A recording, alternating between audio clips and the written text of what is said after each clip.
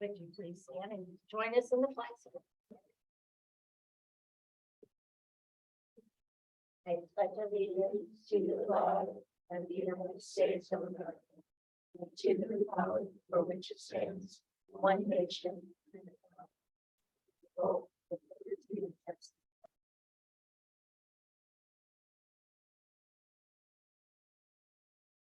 Or we must be approaching the end of the. I reached it. All right, so the first one is 2.0, the agenda approval. Anybody have anything on that? Change, or are you good with? Oh, I'm sorry, not there yet. Okay. Yeah, so we can change that later, right? Yep. Okay, so are we good? We accept the attendance stated. Been moved in second to accept the agenda as stated. All those in favor say aye.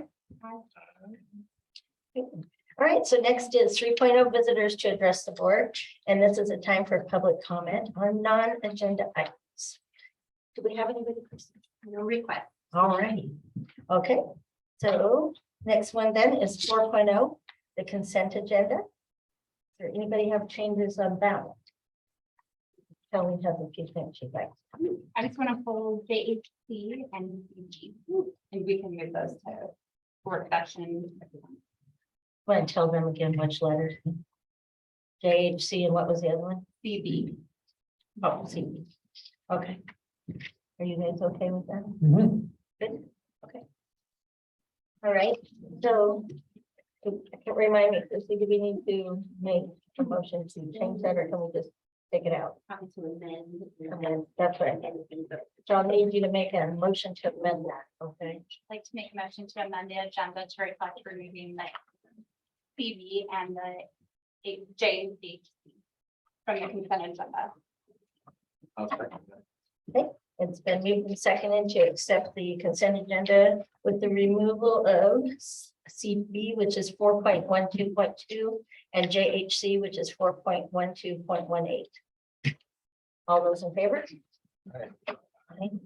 Okay, consent agenda has been accepted with the changes. All right, and so at that point, I don't think there wasn't anything else that we needed to report on during the consent agenda part, right? Okay, so I guess we go on to 5.0. New business, and the first one is the 5.1 ASB report by Amelia Watkins. We need to welcome Amelia. I know it. Welcome. And Colton, hi Colton. Okay, no problem. How are you tonight, Amelia? And am I saying your name good? Emilia. Emilia, that's what I was thinking. I was a different.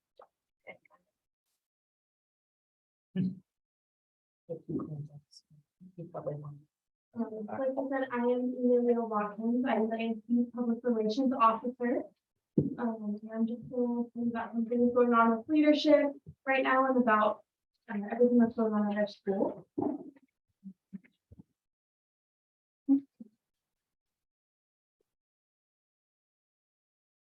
Our first leadership event was the Welcome Back Assembly and dance. Our dance was on September 16th.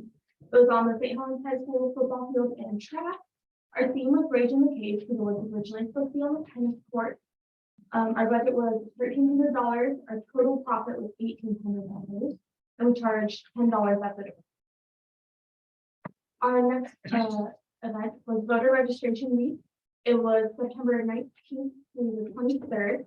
This week, all of leadership took a training course to help students get registered or pre-registered to vote. We set up a table in the commons as well as going class to class to get students registered. At the end of the week, we got a total of 50 students registered. Next was Think Pink. It was on October 7th. It was in the St. Helens High School Commons. We didn't have any spirit days like we usually do, but we fundraised for the Michelle Blow Foundation. It was a nonprofit organization with a mission to relieve single parents undergoing cancer treatment of the financial burden of imperative living expenses to allow parents to heal and spend time with their children. We fundraised by selling t-shirts, buttons, and stickers, and also accepting donations. Our budget was $860.15, and our total amount raised was $872.27. But the student council decided to round up our donation to $1,000. And those are our Think Pink shirts that we sold right now. Next, we have the Think Pink panel, was also held during Think Pink Week. It was an optional panel with our two women, which we dedicated to Think Pink Week 2. Michelle McBride told us about her story of overcoming cancer, while the creator of the Michelle McBride Foundation shared her story of losing her best friend to cancer. While this panel was optional, we still had a great turnout. You can see in the bottom right corner all the students that chose to attend. Next, band went to Grand Cap and participated in the Pride of the Northwest show. They did pretty well. You could see them performing and practicing in this picture. Then we have the 7 Mile War Centennial matchup and donation drive. On October 14th, the St. Helens Lions played the Scappoose Indians in their 100th matchup. The St. Helens High School leadership team teamed up with the Scappoose leadership team for a competition on who could raise the most money for the Columbia County Food Bank. The St. Helens leadership officers came around to 8th period classes to connect with me, collect donations. We also collected donations at the football game on the 14th. In the end, Scappoose won both the football game and the donation. At the 7 Mile War game, St. Helens band teamed up with Scappoose to perform a joint national anthem. Next is homecoming. It is on October 29th, so this coming Saturday.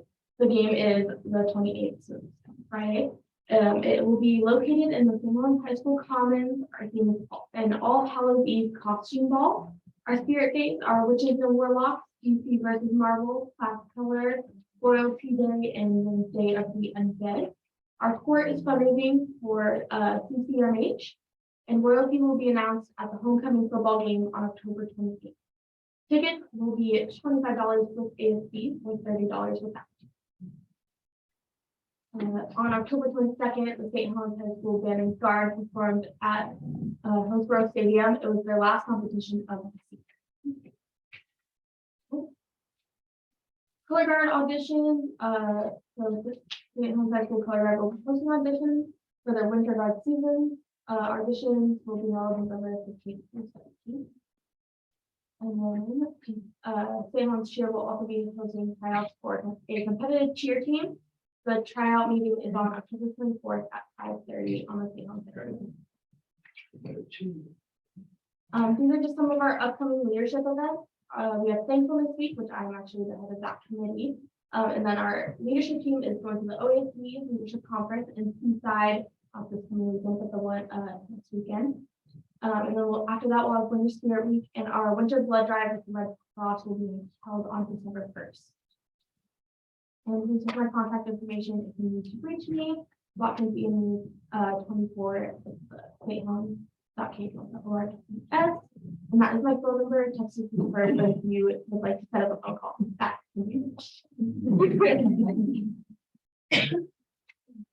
Awesome, thank you. Anybody got any questions of that? I just want to say thank you and welcome. Yeah. Very excited to have you. You should share that your mom's pretty active with the seniors, tonight or whatever it is, the party. Leave your skip. Whatever. What's better? We don't know. Newsflash, she just went out on Facebook. So my mom is involved in the safe and sober night after graduation, so we will not be missing school. Good. The antithesis of that. And she's also in charge or she's running the Disney grad night. So if you're interested in traveling to Disneyland with our senior class, you should get in contact with her or me, and I can get in contact with her. It's going to be a lot of fun. I don't know what our Disney or our Safe and Sober party will be, and it's going to be a surprise for all of us. But if you talk to last year's seniors, it was a lot of fun, and I'm sure it will be again. She's skipped out to be there. But after graduation, it's never called skipping. Skip day is my job. Yeah. It's the jobs after that. Well, thank you. Lynn. All right, so next is the school reports, building administration. Go ahead and tell us who's going for it. Let's start with our elementary team. We start with Columbia's. Okay, looks like Wilson Park. Good.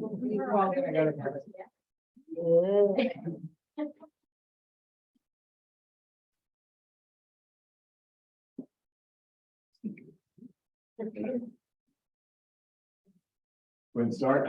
Good evening, Superintendent Stockwell, board, and the community who's listening. Roger King, principal at McBride Elementary. Two positives I'd like to share, one of which is our student adventures and activities.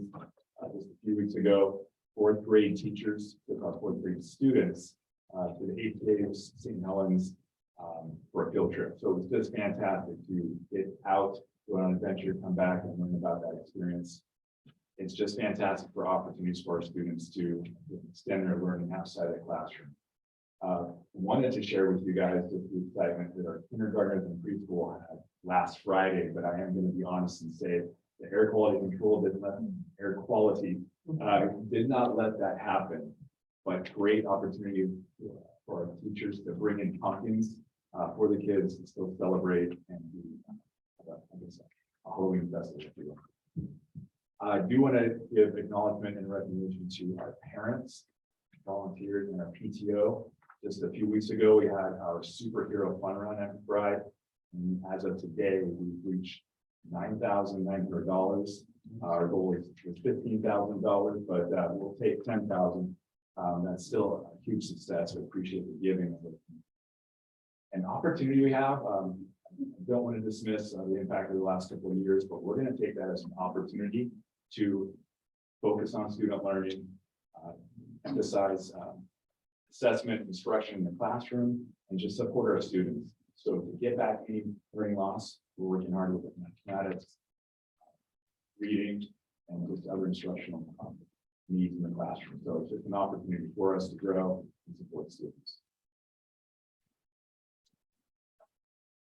Hi, I'm Martine Barnett from Wilson Park Elementary. Two things that are going great in our building. Roger, Jennifer, and I were able to do instructional rounds, which means we went as a team and observed in 2 classrooms in each of our buildings, kind of calibrate our feedback and observation of teachers, and so that we can really work together to increase instructional practices across our 3 elementary schools. That was really valuable to be able to team up to do that. And then we've made some great changes in our cafeteria this year.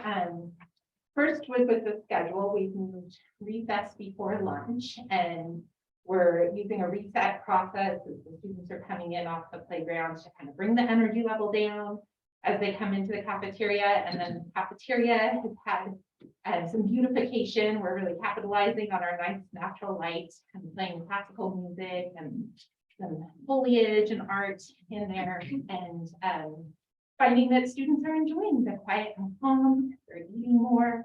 And then we're using some of our social emotional learning curriculum as conversation starters to encourage kind, polite table conversation. And if students are enjoying it and staff enjoys supervising the cafeteria more.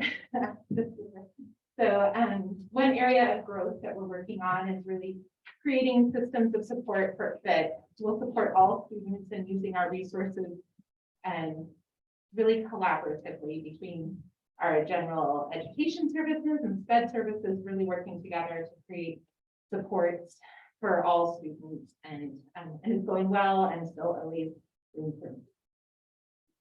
Good evening, I'm Jennifer Vanscher from the principal of Columbia City, and I'm going to start with my growth. The reason I had Martine go first. So we love our new cafeteria tables. They are wonderful. We have these beautiful round tables. And thank you to the board members that came to have lunch with us. But as you can see, our kids like talking with each other. So we're going to take a few clues from Lewis and Clark to try and get that transition, that quiet down and transition out to lunch a little bit quicker and a little bit quieter. But they really are enjoying having conversation with each other. And thank you again for coming to visit us. Second thing that we have at our lunch and recess to help out is Plymouth has been sending some students over. that are sitting at lunch with kids, again, modeling conversation, modeling games to play at recess. So that's kind of a growth area, but we've got some things in place. Two stars, though, two things that we're excited about, our K-3 have jumped into their EL module, their inquiry-based work, which is literacy focused on literacy skills and citizenship. Kindergarten is working on collaborative classrooms through their toys and play. And first grade is working on learning about tools and work, a lot of inquiry with that. And both of them also brought in community helpers. And so I was rather surprised when the chief of police of Columbia City was at the door, but he was a guest that was coming to meet the kids, and that was wonderful to have him come. Second grade is working on schools around the world, which is pretty exciting for the kids to learn. They don't realize that schools are on boats, schools are up in hills and all that sort of thing. And then third grade takes it one step further with the importance and the power of literacy. So again, they're learning about the challenges and overcoming challenges in literacy. And then a second thing that we're doing, like the other elementary schools are doing, is we're really focusing on assessment for learning. And we've been doing a lot of work with student-centered assessments, really making those learning targets powerful and having it really linked to where I could come in and talk to the students and tell me exactly what they're working on and how they know that they're making. So that's like Columbia City. Thank you. I am Danny Boylan. I run St. Helens Early Learning. And so I think our growth this year is we are working on making our classrooms more play-based as far as with a purpose. Like we definitely have play-based classrooms, but making sure that our teachers are setting up those environments so that there is a growing reason behind it. So they are meeting those kindergarten guidelines. And so on Friday, when Peaceful Promise is closed, we have our second day of professional development with our play-based inquiry so that we can get our second training in, and then they will be out to observe our classrooms the following week and kind of see what we can do to make our classrooms even better. As far as our two stars, I think our first one is our pups got to finally go on their first field trip since COVID, and so they were very excited to ride the bus and go the pumpkin patch. I mean, one thing obviously did not get to because of the air quality, but our parents need a shout out because they were amazing and they got a pumpkin patch to donate 17 pumpkins to our class. They donated popcorn and goldfish and goodie bags and everything else so that the kids didn't even seem phased because they had this special day of pajama day and doing all these events one after another, that they still got to have their excitement on that Friday, even though it was a field trip. I think our parents were more disappointed than our students because they were very excited to go.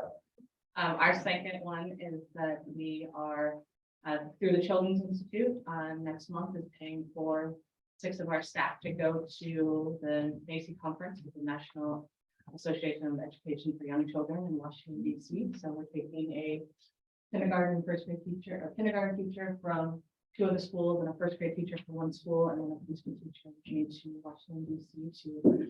We're going to be focusing on finding trainings that go around social emotional learning.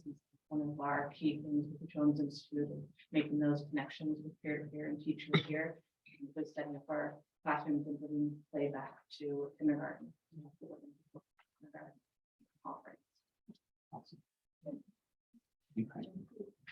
Thank you. Can I just ask? Yeah. Because I don't know, so much. What do you program? I don't know if I'm aware of it. So we run a preschool at McBride, we run a preschool at Columbia City, and we run infant toddler program at high school. Okay, and what age is the preschool? That's 3? 3 and 4 year olds. Thank you. Cool. Okay. Thank you, elementary team. I am gonna fill in for Mr. William. He had a family emergency. Maybe keep he and his family in your prayers. His mother is in hospice. He's heading down south to be with her. As he was leaving, he said, "You want me to stay and do the report?" I said, "No, be with your family." So I did. So middle school has a couple successes and something they're working on. The first success they wanted to share was their clubs and activities are booming. Oh, we've got pulled up there. Thank you. The game club is what Chris wanted to highlight, that its meeting needs is for students, it's creating a safe place for them. They're seeing better attendance, happier students, and which is always nice, reduced rate of complaints for harassment and opportunity to network. It looks like a really fun group to maybe see if you could drop in on. They're playing board games, Dungeons and Dragons, and you can dig out my Pokemon cards. Second success is they really work on routines. We talk a lot about having routines at the elementary level, and we need them just as well at the secondary level. So middle schools work on routines for their cafeteria. They've got what they call the cafe cleanup crew. They've got responsibilities, and they get tickets for doing a good job. Chris credits quite a bit the students as Sexton for kind of leading that charge and supporting students. And what it ends up being is a much happier and comfortable place to eat. Very similar to what Lewis and Clark is doing, kind of bringing down the anxiety and noise. Nice. So those are the two things they're proud of.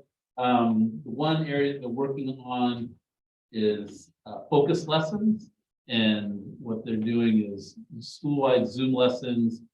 Chris and Mark and also their counseling team present short mini lessons. You can see recently they've done some on bias and racist language, self-regulation, and other types of teach tos on a regular basis to help support students. So the middle school is very excited with the start of the year, like I think most of our schools. There's been lots of positives along with the challenges, but for the most part, folks are happy. So that's the middle school report. We should roll right on to the high school.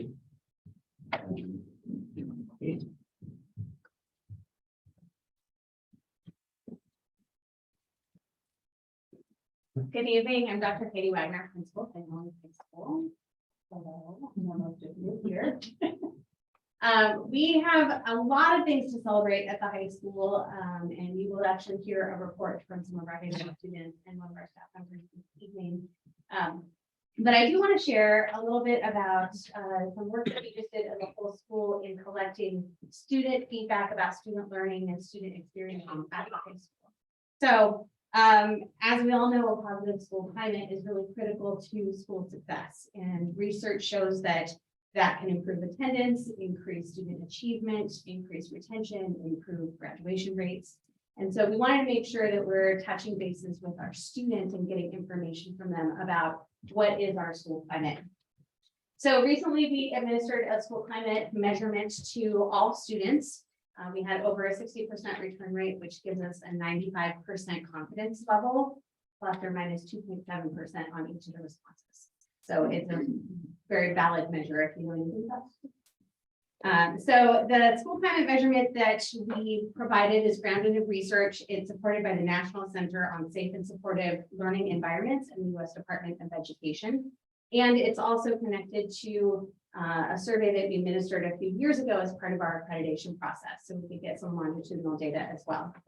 So some exciting results and celebrations is and for some of those students, this is the first time you're hearing this, the 4 words that students identified that best described our school. Number 1 was boring, but it is high school. We're working on that.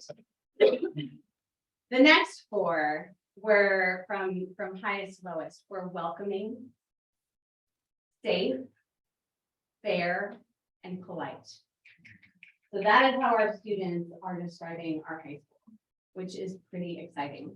So that's a big celebration. A couple of the other things we want to celebrate is students identified, 89% identified there's lots of opportunities for them to participate in clubs and events and get engaged in the school. So that was a big one.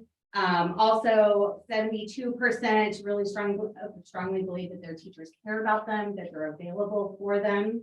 And then another big one too is that students identified that people of different cultural backgrounds, races, and ethnicities get along well together at the high school. So lots of really great celebrations. During today's professional development with our staff, they actually looked at all of this different data and started sorting out what that means for us. Because it's important for our teachers and our staff members to know what our students are saying so that we can continue to work together to support them. Some of the things that they identified that we want to be working on as a staff, which will help guide us into our next step, is exploring some alternate ways to provide assessments for students and not just rely on tests, but to really tap into the creativity and the learning styles of students. Another is to have more frequent individual student check-ins and consult with students. They know what their individual needs are. Making sure that they're focusing on conceptual understanding, not just regurgitating a correct answer on a test. And then making sure, maybe this is the boring part, making sure that we're providing an exciting curriculum that students are really excited about engaging in. So we got a lot of really great data, things to celebrate and things that we want to be working on that will guide the direction of our school for the next year. That was number 5. Thank you. And Linda.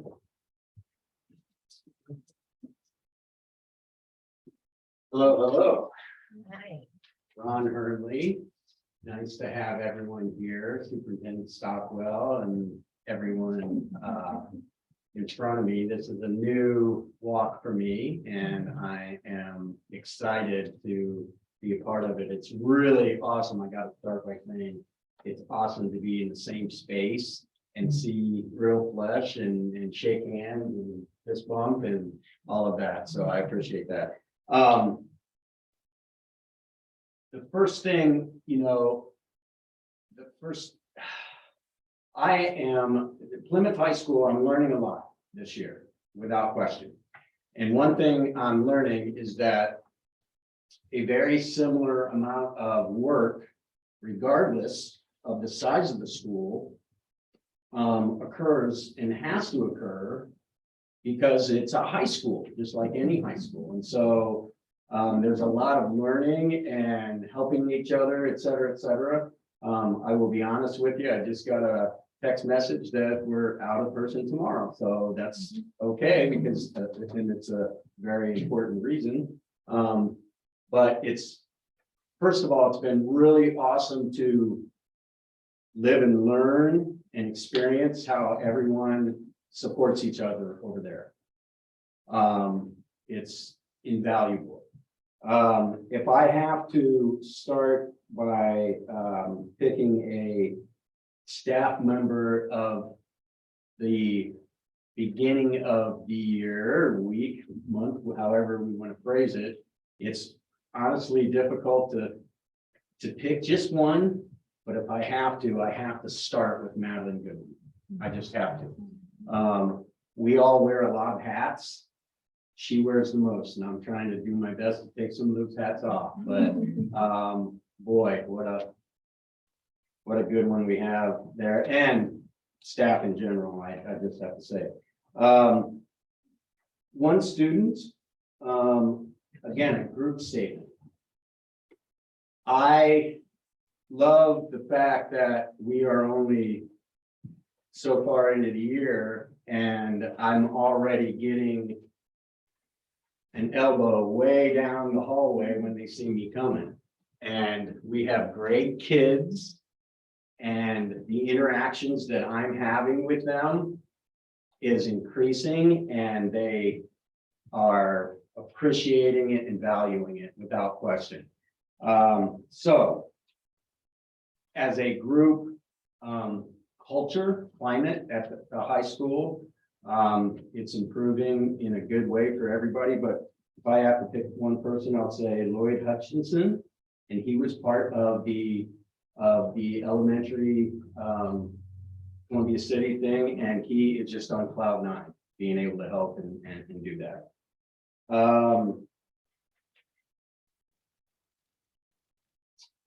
One thing that rises to the above everything else this year, because I've got a lot of goals, but so many things start and end with communication, left hand, right hand, left hand, right hand.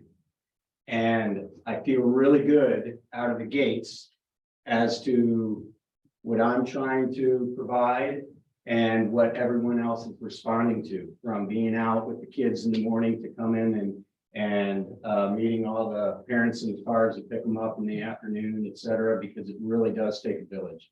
And I'm trying to note Where there's issues where we can bring parents in right away here in October, we're gonna be better in December. And I want to be better in March than we were in December, and you get that. And so I appreciate everyone that contributes to our school community at large, let alone the staff and student body at Plymouth. So I'm gonna do my best, and any one of you are welcome at any time, and I wish you all the best. Thank you. Thank you. All right, well, now we'll go to 5.3, our restorative practices, and that is Melissa Newhart. If I said it correctly, hopefully, at the St. Helens High School. Here you go. I did over.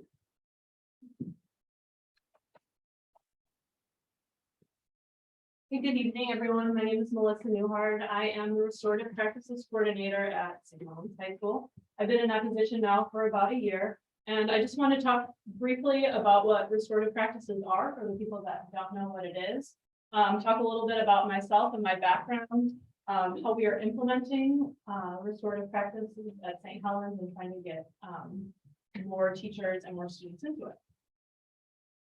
So restorative practices are based on the principles that emphasize the importance of positive relationships essential to building community and involve processes that restore relationships when harm has occurred. Rather than using punitive measures such as suspension, expulsion, or the criminal justice system, we are sometimes able to look at the incident through a restorative lens, therefore being able to encounter the harm, repair the harm, and transform the relationship.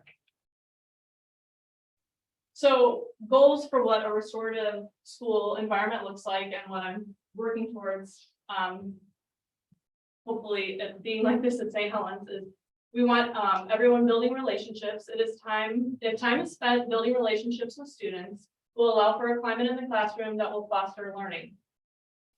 How do we connect and relate to this human being in front of us is what I want teachers thinking. Giving students a voice. Students have to trust that they will be allowed to speak. An adult is actually listening to what I have to say and hearing my story.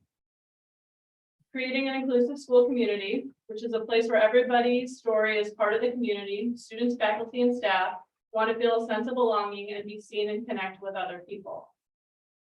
By doing this, everyone will know each other's story, hopefully, and understand why maybe someone would be off, not feeling good that day because they've spoken with them as part of their community.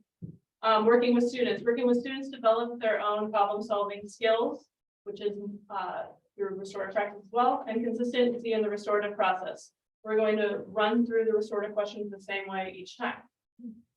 So a little bit about me. I have experience in both punitive and then in the restorative practices. My degree is in criminal justice. I was a police officer in Portland for 12 years. Most of my time was spent working Central Precinct, so downtown. I was mounted patrol officer, school resource officer at Cleveland, Wilson, and Grant. And also I was really involved in youth services when I wasn't in the school setting. I spent a lot of time working with Camp Rosenbaum and at-risk youth. I was a public information officer during the 2020 protest. And really, when I started getting into restorative practices was when I was a school resource officer. And the reason is because we try to keep the kids out of the criminal justice system. We want everyone to see how their actions impact other people. So it's better when kids are young to bring in victims, let them tell their side of the story so a young person can hear it and hopefully not make the same mistake again. So a continuum of restorative practices starts with community circles. Community circles are a process with range of purpose, including community building and repairing harm. They can be used for conflict resolution, building community in a classroom, healing, problem solving, and brainstorming. The next ones, and the ones that I usually work mostly with, are restorative dialogue and impromptu conferences. So teachers see a problem in their classroom, or students have a disagreement with one another, it will get referred to me. They'll come to my office and I will help them through hopefully working through their problems. The same questions I'm going to ask both sides every single time, and that's what happened, what were you thinking, what are you thinking now, who was harmed, and how can we resolve this? And then formal conferencing as well. that it has risen where someone has been harmed really badly, then it would be a formal conferencing with the same questions that we would ask. So there's some quotes. Human beings are happier, more productive, and more likely to make positive changes in their behavior when those in positions of authority do things with them rather than to them or for them. Students have higher achievement and engage in fewer behavior problems when they have a positive relationship with their teachers and perceive fair discipline practices. So these are the positive outcomes in schools that we're hoping for. There is evidence from practice suggests that by implementing restorative practices, schools can expect improvements in attitudes and relationships across the whole school community, an increase in the engagement and learning of students in the classroom, growth in relational and problem-solving skills, both for adults and students across the school community, a calmer school environment with less classroom disruption and more time for teaching, decrease in out-of-school suspensions, decrease in in-school expulsions, decrease in tardiness and absences, and reduction in racial disproportionate discipline practices. So I just want to talk about, since getting the job, some of the implementation. There's been a lot of trial and error trying to get things rolling at the high school.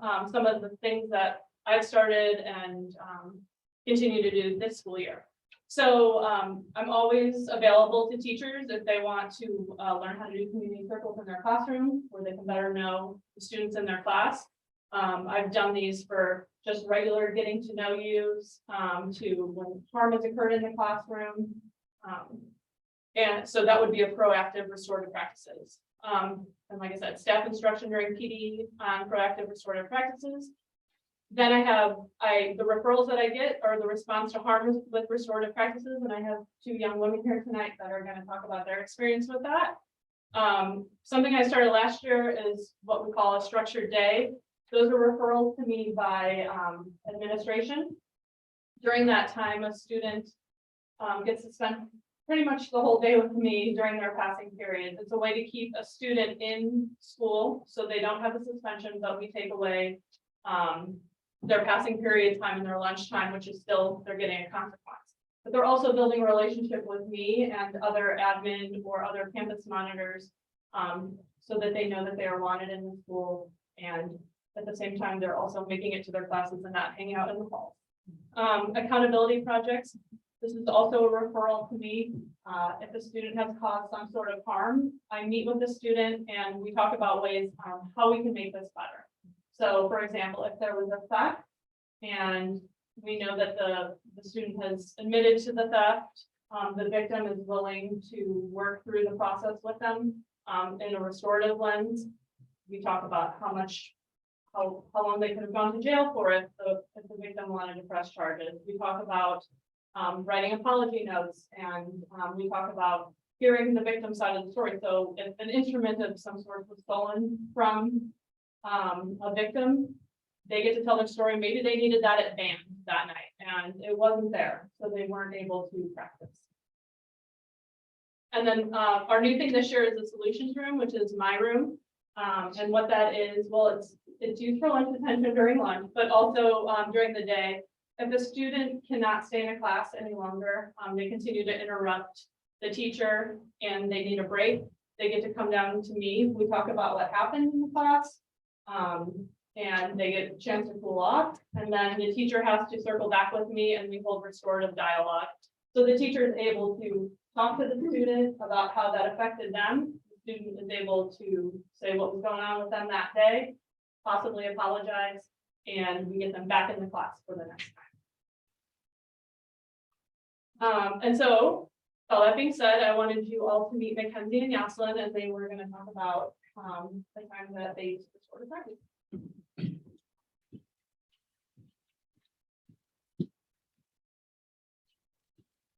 Hello, everyone. Last year around this time, Yoselin and I were not on speaking terms because of the situation that had happened outside of school. We ran a club together. We were very close friends on top of being down in the situation and affected our everyday lives pretty heavily. Since we're on speaking terms, it was affecting how we run our club, and it was a really uncomfortable space to be in for like a really long time. Us being a big change for us, but not having each other as more support was visually showing and our teachers and staff. A close teacher and our supervisor for our club, Ms. Beck, notified Miss Newhart about our situation and holding a sort of circle. We were both hesitant, but after holding individual meetings, Miss Newhart and having her explain how the meeting would go, we eventually opened up to the idea. When the day of the meeting came, we were really on edge and feared about how it was gonna go because we hadn't spoken since the altercation. At first we were a little tense, but not having to come up with our own questions and knowing that we were both gonna have our own time to speak with no interruptions and adult support in the room was like really comforting. We both got to speak about our side of the stories and hear each other out with open minds. Afterward, we both apologized, and although things didn't go back to normal right after, the situation was definitely in. A year later, our friendship was strong and better than ever, and we can confidently say it wouldn't have been this way without Miss Newhart and the restorative circle she held. We strongly recommend restorative practices and believe in its power to solve conflicts, build friendships, and build relationships.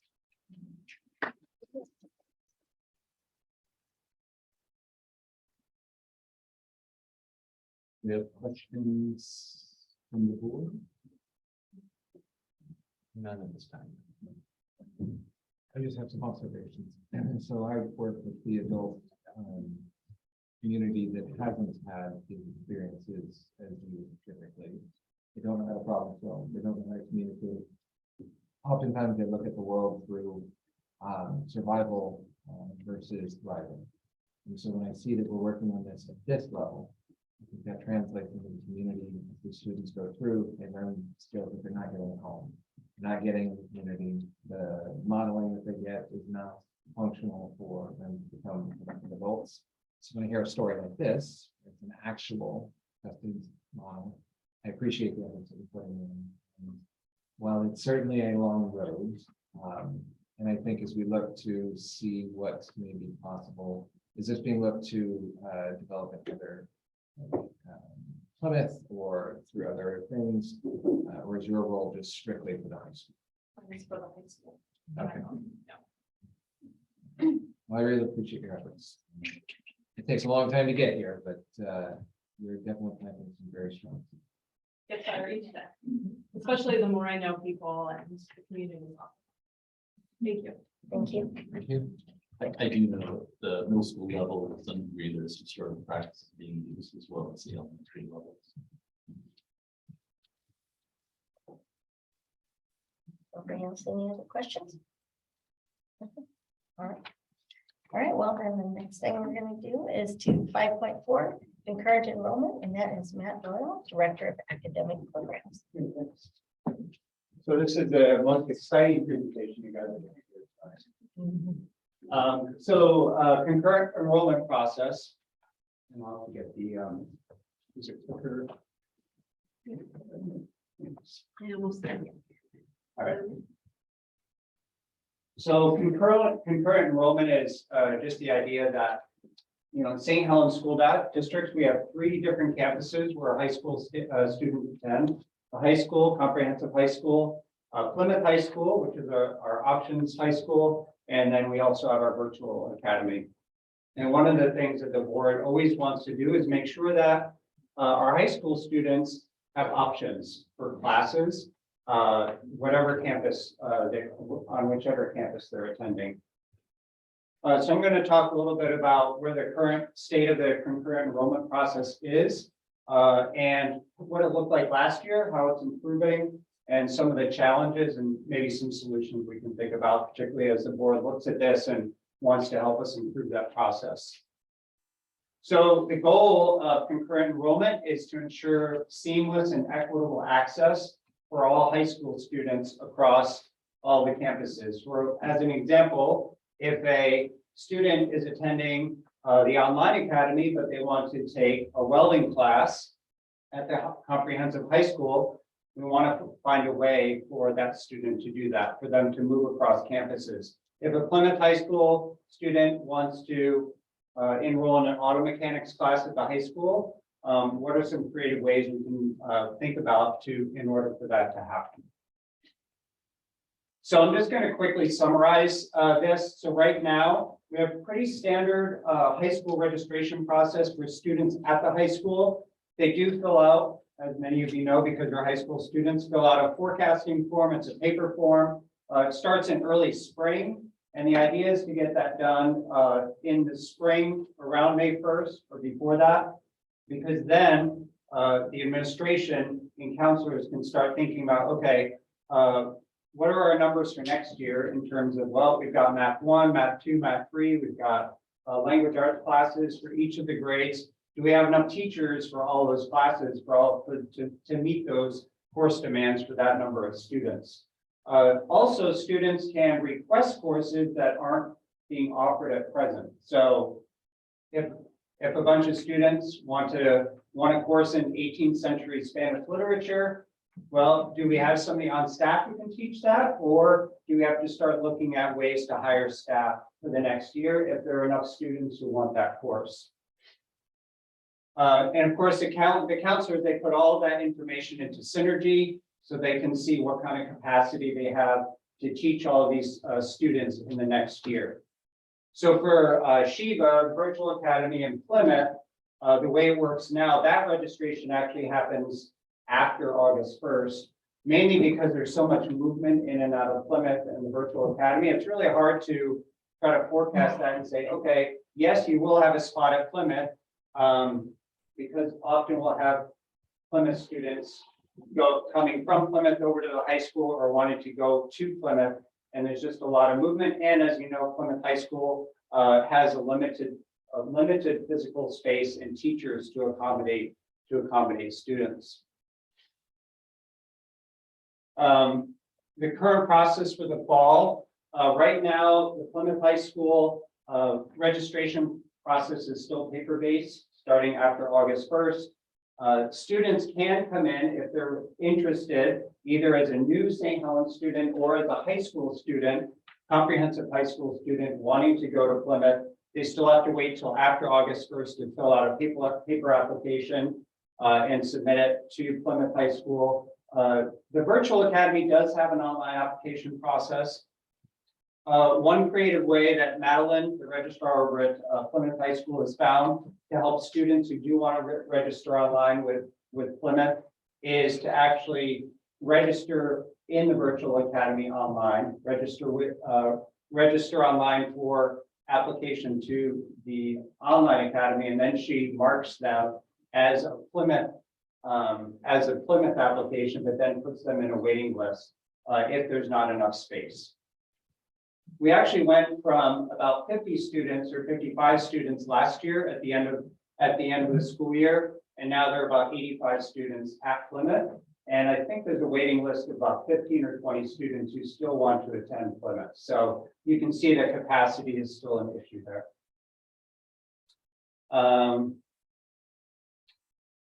In terms of students, again, who want to enroll in a course at the high school, they have to make a formal request with the registrar, with Madeline at Plymouth, and say, hey, Madeline, I want to take a course at the high school. I really want to do PE at the high school and not online. Is there room for me? And then she'll actually fill out a form and have, and then when she fills out that form, the high school counselors will check to see that there's room in those classes.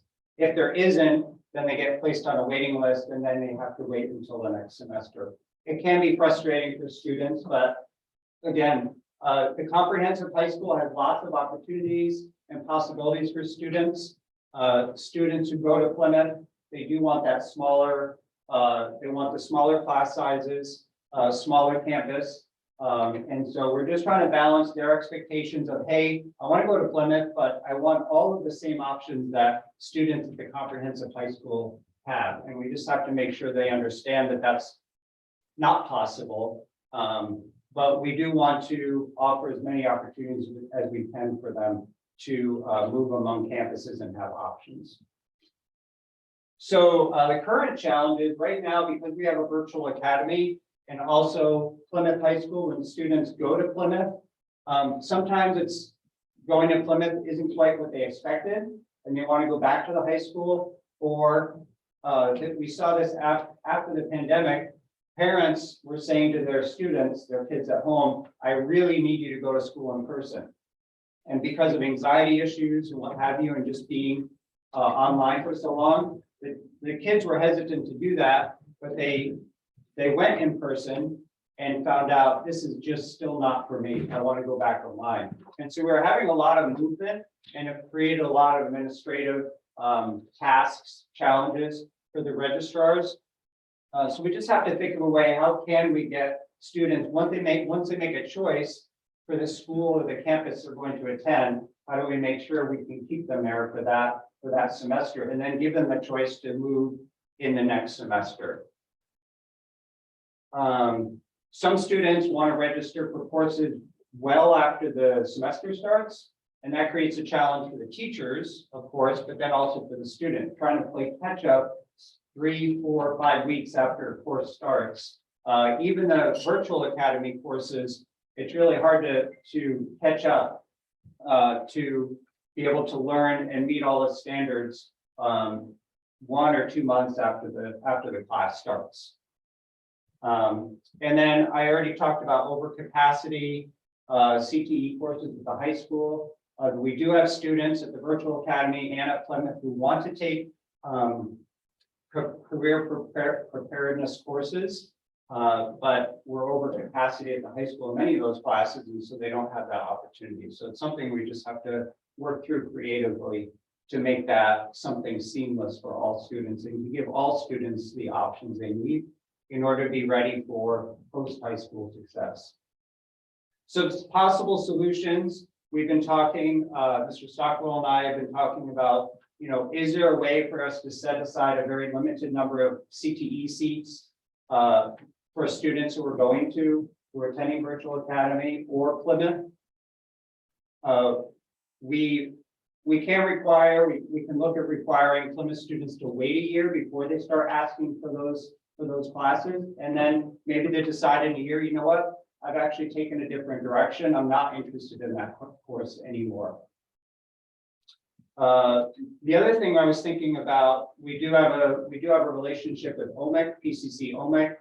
Is there a possibility for students in St. Helens who aren't attending the high school, the comprehensive high school? Are there ways for them to enter directly into relationships with industry partners here in the area and get an apprenticeship experiences directly with industry partners? So I have a student who contacted me from Plymouth that I knew from last year. He said, hey, is there a way for me to get into the welding class at the high school? There wasn't, but I asked him, hey, would you be interested in maybe getting some experience job shadowing a welder at a local company, maybe at a diesel mechanic shop? So things like that, just trying to think creatively, how can we get kids ready for post-high school success and careers when we still have some of those space limitations? Any questions from the board? Yeah. So one of the things that I've been concerned about, because we've had it in the past, if a student is behind at the high school, he's lacking, or they are lacking credits and want to catch up, is there a way that they can take an extended load through Virtual Academy and the high school? In other words, maybe take 10 credits and get themselves caught back up. It just seems to me that Virtual Academy could be used as an independent study method, but maybe not. That's my question. Yeah, and it's been happening and continues to happen. There are extra courses and students just have to manage that. They have to say, can I handle this? Maybe I failed math last year, like maybe I failed algebra 2 last year. Well, I got to take that, but then I also have to take trigonometry 2 if I want to graduate on time. It's possible as long as there's also room, as long as there are enough teachers at the Virtual Academy to be able to absorb those extra numbers. So the Virtual Academy, does it have to meet during school hours, or can a student work at their own pace? Say they wanted to take health class and I want to do it on weekends. Yeah, so there are, through Apex Online, there is like an independent study, and really the teachers, the associate teachers really act more as facilitators than actual direct instruction. So there are, that does give the kids some possibility. Then that they It does, have that. absolutely. That's, Yes. So you said at the beginning that there, if enough students requested a course, it could be possible for, it to be implemented in high school or something. Anything, what would be the best way for students to go about requesting a new course? Yeah, so there is a space on the forecasting form to write in, you know, I'm interested in this course, it's not offered at the high school. And then the administration can look at, okay, well, we've got 15 students who are requesting this specific course. Is there a way we can provide that opportunity for them? And what do we have to do with staffing and physical space in the school to make sure that there's actually a space to meet for that specific course? Yeah. In terms of internships for partnership internships, is OMIC the only option you're looking at for internships? Because I know there are a lot of firms like engineering firms like Lower Columbia Engineering, for example, who would love to have high school students intern at their facility. And so is PCC the only option you guys have looked at so far? It's not, that's why I phrased it partnering directly with local industry partners. I went to the, I don't know if any of you went to the OMIC Manufacturing Day a couple of weeks ago. So several students I know, I saw some from the high school, from some of the CTE classes who went to the Manufacturing Day, and it was it was an opportunity for them to meet directly with local companies. So I met a senior rep from Genentech, right, which is a very well-known pharma biotech company. And he said, we really need we can teach you the technical skills. Don't worry about that. We just need to know, can you come to work on time? Do you have a passion to learn? Can you work collaboratively with others? Just some of those basic, what I like to call soft skills, right? Are you creative? Can you think critically? Can you communicate? And are you ready to learn? So that's why I said directly with industry partners, you know, obviously, and I'm not an expert on this, but obviously if you have an idea for a firm that is willing to take you on, I think it would probably be a matter of just saying, you know, going to your counselor and saying, hey, I have enough credits, I'm on track to graduate, you know, from noon on, I'm free and I have transportation. Is it okay if I go and apprentice at this specific company? And I don't know if it would be like a memorandum of understanding between the firm and you or the school, how that would work. Would there be a possibility of getting credits? I don't know, but we want to look at all possibilities and get really creative where we can, because I know it's being done all over the country. Are you handling Edmonton also? I am not. So at Plymouth, Nicole Edwards is handling the Plymouth administration, like the online administration, signing students up, et cetera. Well, I mean, the actual Edmonton program where you can do credit. Yeah. Also. Okay. That's Yeah. Yeah. So for a lot of Plymouth students during their independent study, they're actually doing Edmonton courses. Okay. And then Nicole and then Mary Fawcett, they're supporting their academics, like helping them. Do we have enough credits for that available, like student thoughts, or do we need more funding in that space? Yeah, I think there are a lot more courses that students want to take. It would just be needing the support in those specific courses. You know, like if they want to take a more advanced course, but they may need, like if they want to take, I don't know, a calculus course, they want to take it, but when, you know, they need help, actually, you know, instructional help, and there's not an actual math teacher there to help them. I mean, that's why, you know, we have Steve over there. He can help as well when he's not teaching classes.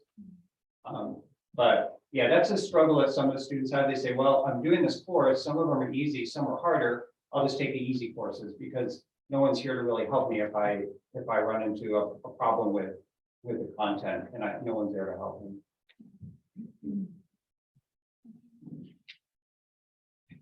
Any other questions?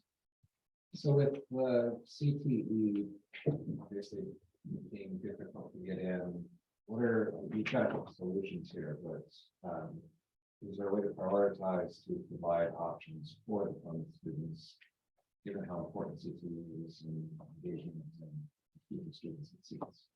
Yeah. And creating room for students.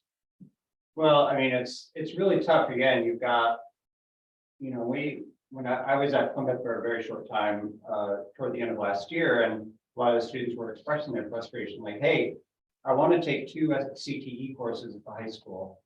I'm like, well, how come you're not at the high school then? Like, there's a certain point at which you say, well, we just have to make sure, you know, the students who are at the high school, I don't know, Katie, you can tell me this, aren't some of their classes are over capacity?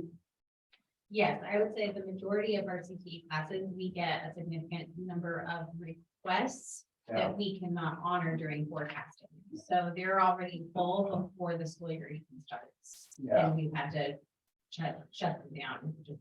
And some of it's due to space. Yeah, Like we can't run 2 different cooking classes in the same place. We only have one kitchen. yeah. So again, we got to get creative, but again, we're running up against some like real challenges. And how do we meet those challenges and get creative about how we can overcome those? One of the solutions trend that we've kind of rolled around and Matt has it up in there is we could hold some limited seats. So let's say if we held 2 seats in the welding class, the challenge is then it takes 2 seats away from the comprehensive high school kiddos. And so we could do that if we had virtual academy and Plymouth high school kids enroll before August, but by the time August rolls around, students are already enrolled in classes. And because the virtual academy and Plymouth pick up a lot of transient students, they don't finish their enrollment until the end of the year. So that's why one of the thinking plot points is maybe if a student's in Plymouth for a year or in the virtual academy for a year, and that's where they're going to stay, you could enroll 2 spots or 1 spot, for example, in automotive. And if one of those students wants that spot, then they get it in, you know, April or March when the high school's forecasting. If they don't, then we could enroll a regular kiddo from the comprehensive high school.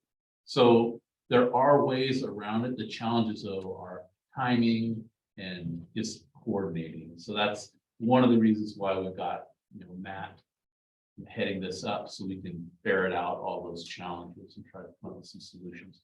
And it's just a matter of keeping, you know, working at it until we get it figured out. Another challenge is transportation. So a lot of virtual students and Plymouth students don't have a car. I think that might be if we can figure this piece out, then, you know, we can figure out, like, say, bus transportation or way to get those kids moving. Like I think that's probably one of the easier challenges to meet. But that's not what I put on here, but that's also something we have to think through.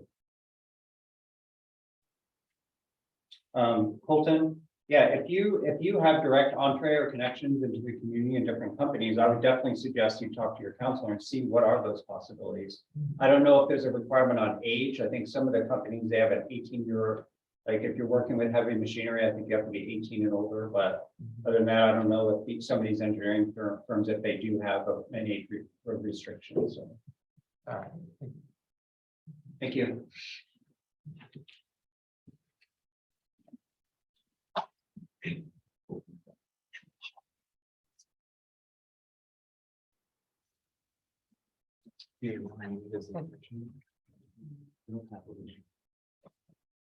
All right, so then we'll look at 5.5, superintendent report, Mr. Stark. Yeah, I've got 2 items under my category. The first one, we've talked about this, and that's considering an option of having graduation at the Child Center. Trying to make sure that we can stay out of the rain, or actually it's when we have thunder and lightning. The concern is if that comes up, because we don't have the option this year of going indoors, we have to do some significant postponement. Can I stop you for just a tiny second? So some of these kids have to leave, but they want to know what the school board does. So if we can, somewhere along here, we can take a break and just, if they have questions, and they can ask us. Sure. Mr. Newsom just said, you know, finish what you're doing, but no, but I think it's really important that we hear that we'll go ahead. I would be happy to hold on this and we can. I know they might want to know that part I know, more I than know. anything else. Well, Yeah. here's the thing.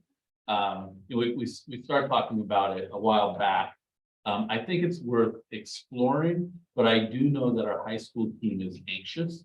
The high school planning team is anxious because they're sending out letters like this Friday.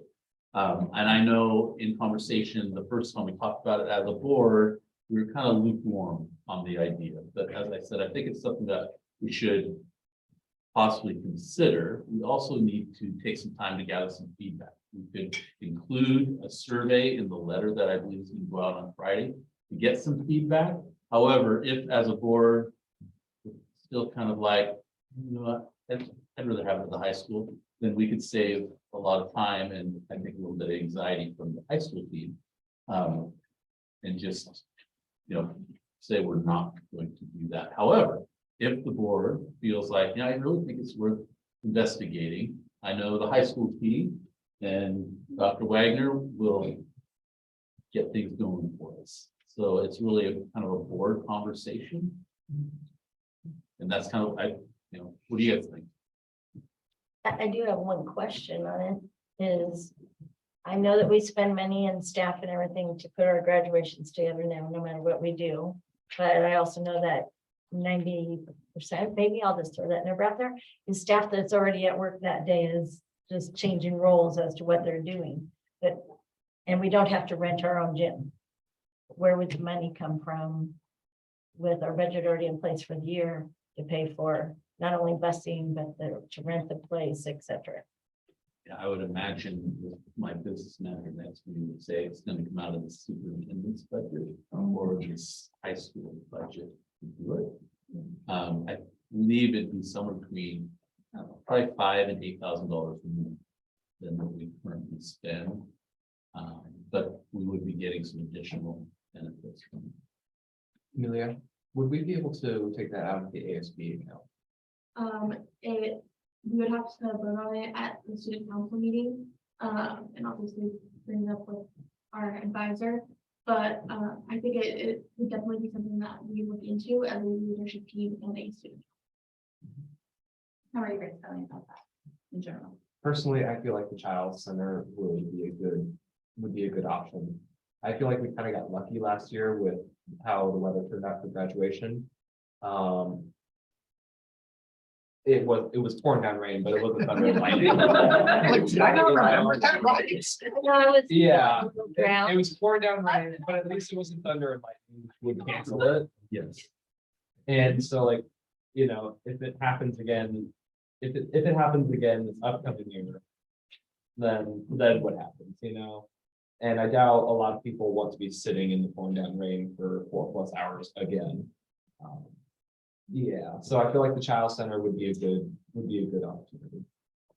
I believe it would also alleviate stress from a lot of graduates, and the weather is very unpredictable. So it would just be a nice security to know that we are not going to get drenched or have our graduation postponed. What about the transportation factor? We can schedule buses that day. I feel like we would have to figure out a way around middle school and elementary schools, as well as the underclassmen at the high school. However, I feel like it can be done. Yeah. We don't have to train them. If that would be the case, would it make more sense to take it away from the weekday that it was and put it on the weekend? I mean, I commute every day. Trying to commute back and forth, it's a nightmare. So I would be reluctant to think that it would be functional for families to try and square all of that away and not feel overly stressed to either get them way too early, way too late. Traffic, trying to get through schedules, it's a nightmare. So I'm not super excited about a weekday graduation, if that were to be.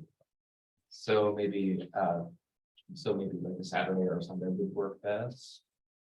Something we'd have to look at the same time as your parents who are planning Yeah, graduation party. That would be ahead of graduation possibly rather than after it if they we already have change the plans, dates. like scheduled, and then you guys are now going on your taking over Saturday night and you're not even gonna be there to see the family, you might have some upset parents. I'd be for a survey to parents. It's also something that we could bring up at a senior class meeting, to get students feedback. That is tomorrow, correct? Reiterate, you do not need to. You have Justin's. Well, Yeah, we have the senior class meeting with Jocelyn. so I'm hearing that we really want more feedback, but I'm also hearing that the decision essentially has to be made. And that's my concern, is that we had this conversation a month ago. We didn't get the feedback. We didn't do the preparatory things that would have allowed me to say, gosh, it's a really good idea to do this or that. And I get nervous when we're waiting for a bunch of other components to allow us to make a decision. So we either make a decision or we say we got to defer to next year. Because I don't know that we can just sit here and say, well, we got to get all this information.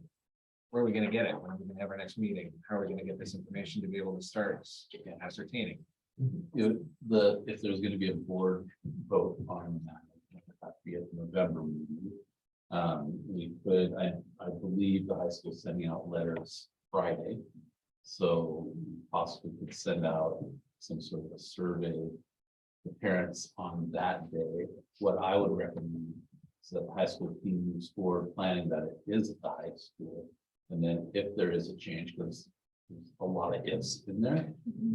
If, you know, and what do we do if 52% of the families say, yeah, we want it, then we have about half say, no, we don't want it. So what would be a reason is 2/3 majority? What does that mean? In addition, changing the day, we can do that, but we need to know if there's availability. So like if there's availability, if we have a majority, a significant majority of folks saying, yeah, that we're interested, then we should, you know, possibly consider. But in the interim, I would recommend the high school team move forward as they normally do. That's, actually, I'll talk to Dr. Wagner after. Just to add, I think it's worth also asking travel length, you know, like that's something that you has been mentioned, but there could be other alternatives. So it's more important to know, like, can you travel this amount of time or. One of the things I've heard, not to say to save on gas a whole lot, but I know that a lot of times that the seniors do go the Portland direction for the party afterwards anyway, and they get on buses anyway. So yeah, it'd be a little longer time because they'd have to leave earlier to be graduation first. But there are certain things that, you know, you could line up that they don't even leave the child center. They just get right on their bus and go straight to their senior party. And it'd just be as if we had parents or anybody else who needed to ride the bus coming back. Otherwise, the buses still would be basically on their same trip, just a little bit of a detour in between, you know. So there, I know there's things that could be worked out on it, but do we have that date asked to them still that it's available for our break on night, Friday night that we would have normally been? So unless it's good. They're holding it for us for now, For now. just the Friday slot. Did they give us any kind of a deadline, like if you don't say okay by November 1st, for example? You Not lose yet, that, right? no, they're politely just moving by. Politely standing Very by, nice. okay. We have any other places that are the options within Clay County. Indoor options, not that I'm aware of. What about the middle school gym right here? The high school gym is too small, so I think it's a good idea. But I just don't think it has capacity. I mean, realistically, we've been having it outside for years and years and years, and they were in school, still have it outside. So I'm not really concerned about the rain. I'm more, except for that I think we should put the tents over the graduates and maybe we should get wet. I would probably actually agree. Yeah, or we could switch it around and put the graduates up on the grandstand so that we have a cover and the parents and all that can sit somewhere else. But I mean, we can be totally creative and still do it the way we would do it historically. But we don't have the parking. I'm more concerned like of what is going on with our construction at the moment. Yeah. But we can also Oh, use yeah, other. parking too. Well, we just had Yeah. an event that. Whoops, you just kind of threw that one in there, then I'm thinking that Charles is sounding better all the time. But it doesn't mean we can't like use another school or something else either. I feel like it is quite a travel, and that's why I'm leaving it on parents. I think if you're going out of our community, the child center has it dialed down. They've got everything set up. They've done it before. They do many school districts. So looking for a different venue, then we'd have to bring some of the setup, which they've got all the setup for us. So I would be hesitant in looking for another one within Columbia County. I think that'd be fantastic, but I don't think there's a venue big enough, old enough people. There might be, there might be a writing state that but the whole number of people, but I don't. Pavilion, but I can't think of one that's large in our community. I mean, at an emergency level, what about another school? Yeah. I mean, ultimately, I'm reluctant to say, hey, let's let's try and figure this out at this stage of the game. I think we kind of missed that opportunity. So if we need to plan for something to back up, there's a school 7 miles right down the road that potentially has all of those things that we need. As awkward as that may be, it's at least going to not create some other struggles potentially. But our football field. And I was gonna say, they owe us. Concerns about parking, we just had an event that had how many people sitting in that stadium? So we've already got some fairly good logistics to be able to work out that issue. If we want to do this, I think it needs to be a little more planful and a little bit more long-term. We're gonna do this, it's going from this to that, and here's how we're getting there. I just don't like to switch it.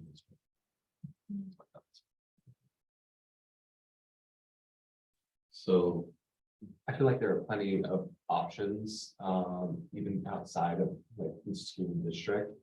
For example, what if, for example, if we're looking purely at seating and space for everyone involved? What if, for example, the rodeo arena?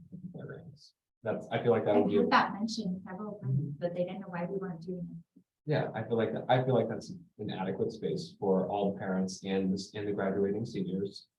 Parking.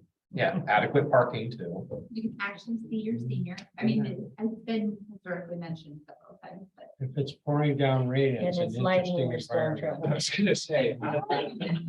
It's not covered, right? Not only is it not covered, but the ground is not exactly set up. Other things. I involved. think. I would say the high school team would say we're too late. But I also would say if we told the high school team, we want to do this, that they would make it happen and do a great job. So I know that would be the feedback. My position is proceed as plans. Let's just solidify what we have. If we need a contingency, find a contingency, but otherwise proceed as plans so that it removes all of the stress and all of the other components when we have too many ifs. So we would be deciding tonight then to tell Childs, thank you for your consideration. We'll talk to you next year. Is that what you're saying? I don't think we need to make that decision because everything else has already been essentially moved forward. Proceed as planned.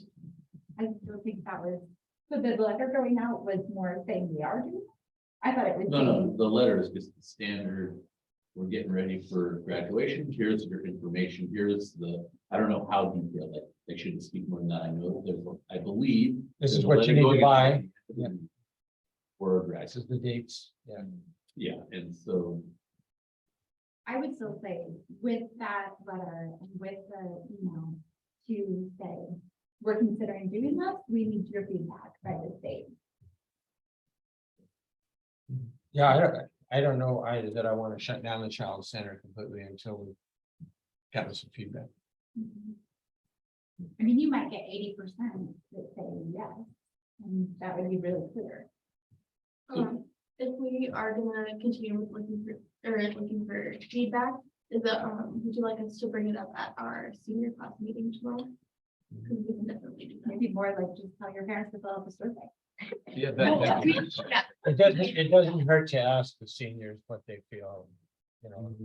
I do want to kind of address what Amelia had said related to like pulling money from ASB. Okay, yeah. As much as I appreciate that, this is Very generous. they have a thing to do with that. We need to take care of that. Well, and like I said too, honey, the parents are doing the one party that gets taken care of that way anyway, so your busing would be going that way, one way or the other, so. And unless they're trying to take you to Seattle, and then we're really in trouble. Anyways, but, I think the only thing I was thinking on the fact of excluding the child center at the same time is that I think, hasn't it been 5 times out of 8 years now that we've had lightning? That's quite a few times. Right. We had to We move it always- last minute. We tend to see a lightning bolt in the forecast for some reason, but. And it's been every time they were right. So I mean, I just don't want to have to cancel last minute and then we are in deep trouble. Well, we'll have a plan B and I know the high school. did. I really do like the idea of finding out from the seniors what their feelings are, because you might have a moot issue. So many of them want their field and their mascot and everything else within their And fiction. if they just say that's what they want, and no, we don't want to do that, then we just save a lot of trouble. Although, can we address the fact that maybe the students shouldn't be getting poured on? Like, if that was a component of this conversation, is there a way to theoretically provide? I don't know for this, because we have everyone in the stand. And we've got our graduates out front. If we put and. Like 10 over. 10 over, Can't see their then kid. you can't see proceedings. If you flip it, I'm not sure. Cool, like slanted. So. I was thinking slanted see-through. I understand the whole, I can't see my kid, but as a parent, at whatever point my children graduate, I can guarantee you, I would rather not see my child get drenched than say, well, I can't see them. I mean, I feel like they're hardyful, but maybe we should be thinking about that. The recommendation on that I would, that if we shoved our kids out and put the town down, they face the grandstand and admin was right below the grandstand, because nobody really cares to look at all of us. Yeah, to be fair. And it's like bloodshot. But you can still hear the microphone and you can still see the presenters, even though the parents are going to see the back of the presenters. They could even turn around to talk to the crowd, but your kids could be looking at the tent. And they could be covered. That's an option. Is there a projection screen that could also literally, because I know we're recording this, so can we project it onto a screen and then? I just want to think creatively, potentially, and accommodate. We've had not staff and staff and staff work on this, and they all have ideas, and they've just never gotten to implement the changes. So Very good. they Just could go out make and play in the some rain. work. How about I visit with the high school team and we'll share some of the ideas. That they have. I'm sure they've got great ideas. And I think it would be beneficial to just kind of do a Survey that. survey. It doesn't have to necessarily be formal, it can be a conversational piece. What you guys hear, what you can report that back, and then I'll work with the high school as far as maybe QR code or something, some way to get a survey out to parents. We'll plan those going forward, like last year's graduation, and then the child center would be, if all the ifs line up, that makes sense. And I would recommend that it's like a super majority of folks, like 75, 80% saying, yeah, we're in, because 50%, we don't want to have, we don't have family, so. I have a really fun idea for you though. You know, when they do the rose parade and they have their floats inside and then they work them out, right? So our parents love doing the dress up of their cars and all their kids. We'll just have them come through in each one of their cars and get out. We'll shake their hand, give them their diploma, they get right back in their cool car and drive right back out. Yep, they said, why not just have it down to courthouse and have it be a real thing? Yeah, Like, there's a lot of fun things. Yep. We did, but we also had some folks Neg- who really negative wanted feedback. to have, we wanted that. The tradition. real tradition. Yeah. Like all the parents like congregated in that area. Then it doesn't matter. We have them driving. Oh, you have parents could put there. You could actually put the seating in our courtyard. Down by the courthouse, yeah. So many options. There I is, look forward to. fun ideas. We will, Amelia and I will ask our senior class tomorrow at our class. Can I, That was just gonna how many say. sample are you gonna get at your meeting? Think you'll get half the kids there? Then you want a pretty good sample. Yeah, You know, you could have me and Mr. Phillips serving our class, and it's almost all the seniors. You wanna go that way. yeah, Just that would be a thought. wonderful. I can let them know. Thank You you. want to send me some questions of what you want us to ask. All right. That'd be a good way to get everybody. done, huh? Do we want that to be like a Google form or what do we want that to be? I think as simple as possible. Okay. That would be my. Maybe in the senior class meeting, you decide what you want to ask and then. have them go to them and ask them. And then recommendations. We put them on there for you. I would just say if any guests want to speak, there's an opportunity in the next section of the meeting because it's mentioned the topic. You fill out a You card have and thought give that you it want to more to hear. Ms. Ward. Cards available right on the table right by the door here. Well, come on, one of you guys has to ask a question about it. Dominic, has a question? Is that what it is?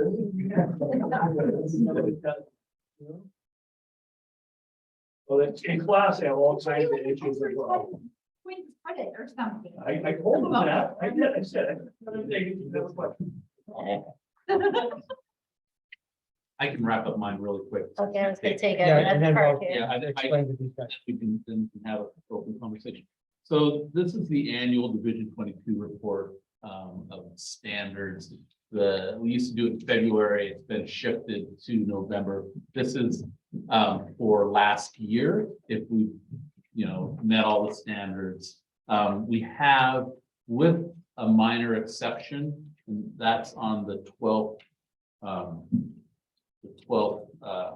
rule that has to do with instructional materials. And so what we do is I have to write up what that is, why we're not in compliance, and then we post that on our webpage and we report to the state. The state says, why aren't you? But I think it's pretty clear. This is for our English language arts adoption. We were on track to adopt at the end of last year and make a purchase to start with this year. However, due to last year's pandemic and the lack of subs and just the stress that we had, we postponed a number of those meetings and we're not able to get to the end of the process.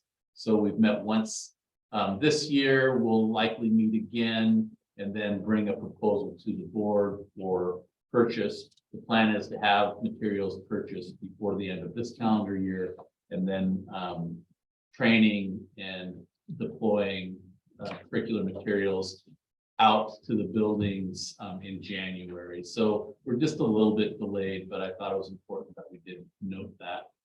We are in process and on track for our math adoption. We've already had a math planning meeting for that. So that is really the only piece. There's no action that the board has to do. I just need to notify our community that we're in compliance. And if we're out of compliance in any area, then I need to take a moment to note that.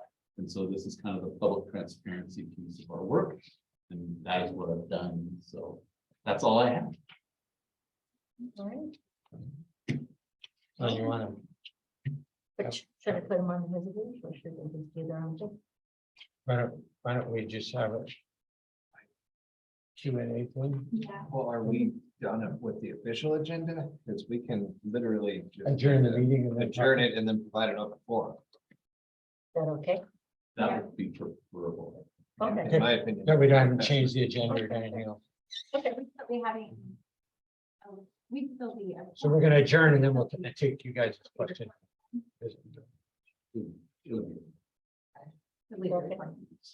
Okay. All right, well, then the last item on here is 6.0, visitors to address the board. And this is time for public comment on agenda items. Is there anyone here that was signed up for this? Okay. Points, never leave those points on the table. All right, well then 7.0 is our upcoming meeting, which will be November 16th. It's a regular board meeting. And actually just prior to that, a bunch of us will be going to the school board conference too on November 11th and 12th. And 13th, I guess I should say. Anyways, and then that, is there anything anybody else needs to do this evening before we open it up to all? All right, so with that, this meeting is adjourned. And now you guys can talk all you want. So one of the things reasons you came, what does a school board do? And you saw some of the things that we do. But you may have some questions for us now. Mr. Musa may have some. We'll just sit here and we'll kind of explain what our job is as a school board, so that how did we get to be on the school board, whatever questions you have. Before you guys get started, there's a reason in the process as to why we closed off the meeting, because this is a business meeting of the school board. And so it's actually for the board, and you are guests to observe, and you have two opportunities to ask questions. It's not an open forum where it's back and forth. So when you close down the meeting, then it opens it up to allow for just kind of a collegial conversation. I know Conversation about questions they might have. there's a process. So at the same time, we're adjourned. None of you are being detained. You are free to go if you like. But he's watching. But Mr. Houston is standing at that. The brave soul to stay on that. So I was gonna say, he's there and your princess over there. So this is a rather miserable group of folks up here. Anyone want to volunteer as tribute?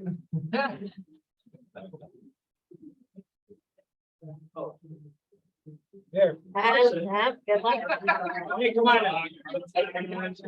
There you go. That's okay. This is good.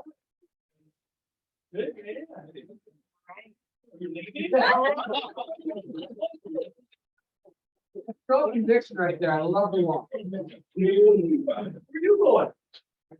Oh, good to see you. Can I ask you guys one thing, like, what do you guys see as a big challenge, maybe being a school board member, or, you know, about maybe what do you guys like?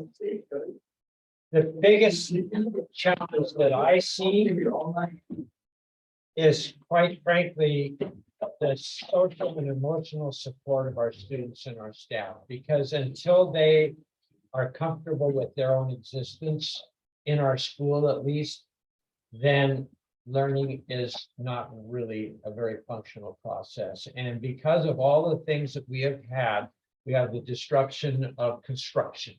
We have the disruption of pandemics. We have the disruption of the political scene in America and in Oregon today.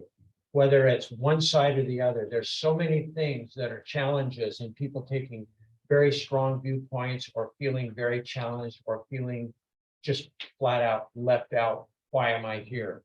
And so I think the greatest challenge of a school board member today, and as a school district, our greatest challenge for staff and for students and for us as a leadership team, is to somehow support our staff and our students in the best possible way for their, again, their social and emotional well-being, so that they can function as a student and actually learn comfortably. That's my thought. And it's a big challenge. I don't have to explain that to you after last year. Just one thing, it was really interesting. I asked these guys, you know, did COVID really affect you? I just assumed that it hadn't affected them. I sort of like 17, 18 years old. And almost every single student has said it really has. They really feel they've lost. Which is really fascinating, right? I wouldn't have thought that. And they all, you know, they have all kinds of reasons why I've lost this, I've lost that. And I don't know, you can't make that up. I don't know what we do about that. But. Well, the thing that I've been able to observe is, especially like at the middle school, you got seventh graders that are really fifth graders. They're seventh grade body, seventh grade hormones, seventh grade emotions, and fifth grade know how a school even works. So they've been very nurtured by a single teacher. Everything was figured out, and all of a sudden, poof, and they've got to figure out how to open a locker. And the one phrase that stuck with me in one of our principal reports is the number of students that cheerfully can't make it through the day. They just can't handle it. The number of criers is at that level, especially because it's a really challenging time of life. And our freshmen last year, they were seventh graders in high school. And it just is really a challenge because teachers have high school expectations of seventh grade emotional people. And so when I'm talking social emotional, I mean, that's exactly what I'm talking about, is how do we behave? Well, I'm going to behave like a seventh grader and I'm going to have a fist fight, except you know something, that guy hits a whole lot harder than they did when I was in seventh grade. And they're just things that happen, and how kids behave and handle things and how they respond. That's the biggest thing that I was able to see. And it is settling down. In athletics, our seventh grade football team came out there and they didn't have fifth and sixth. So they're fourth grade football players out there trying to play seventh grade football. And you know, that was a real challenge for some wonderful coaches. So that's just an example, but it happened all the way through. And yes, if they did that in football, they did it in math, they did it in reading, they did it in history class, they did it in band. Band is somewhat unique in that they kind of survived a little bit, but anyway, that's what I saw. So make sure those tall guys are playing basketball.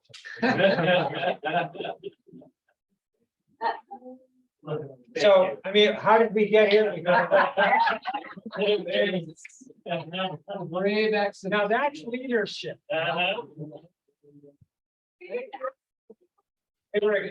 They felt the same way. One question. My God. I did promise to make. Well, one meeting we had kids come up and boy, they were every one of them was popping up with a question. You must have time to pump My that. senior's not here. Most of his friends were, but mine's not. So, you know, I think those are things though that we see from the kids, and when you ask that particular question, but what was interesting for me while I was answering that question with that, every kid was going.